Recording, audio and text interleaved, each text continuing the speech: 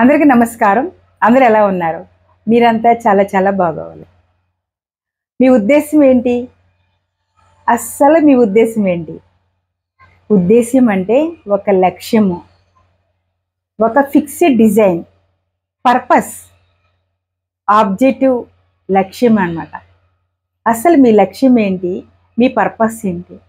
లైఫ్లో ప్రతి ఒక్క వ్యక్తికి ఒక పర్పస్ ఉండాలి, ఒక ఉద్దేశం ఉండాలి.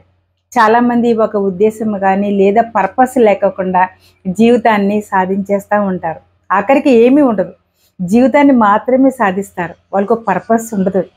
చాలామందికి పర్పస్ ఉంటుంది. ఆ పర్పస్ ఉండబట్టి ముఖేష్ అంబానీ పర్పస్ ఏంటి? చాలా ప్రపంచ ధనవంతుడు అవ్వాలని. అలాగే మన అబ్దుల్ కలాం గారి ఉద్దేశం ఏంటి? మంచి జ్ఞాని అవ్వాలని. చాలామంది ముఖ్యమంత్రి అవ్వాలని, చాలా మంత్రులు అవ్వాలని, ఎన్నెన్నో ఉంటాయి. సో పర్పస్ ఉండాలి, కానీ మనందరం ఒక మంచి పర్పస్ పెట్టుకోవాలి. ఆ పర్పస్ వైపే పయనించాలి. మీకు విషయం చెప్పనా? ఏ వ్యక్తికి అయితే పర్పస్ ఉంటుందో ఆ పర్పస్ వెనుక ఆయుష్ ఉంటుంది. ఎందుకో తెలుసా? ఆ పర్పస్ సాధించాలి అని సబ్కాన్షియస్ మైండ్కి చెప్పుకోవడం బట్టి ఆ యొక్క పర్పస్లో అందులో ఆయుష్, ఆరోగ్యము, సంపాదన అన్నీ ఉంటాయి. సో మనందరం ఖచ్చితంగా పర్పస్ ఉండాలి. ఒక మంచి దిశ వైపు వెళ్ళిపోవాలి.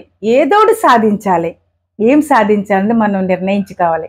పర్పస్ లేకుండా ఎవ్వరూ ఉండకూడదు. సో అందరము పర్పస్ కలిగి ఉంటాం.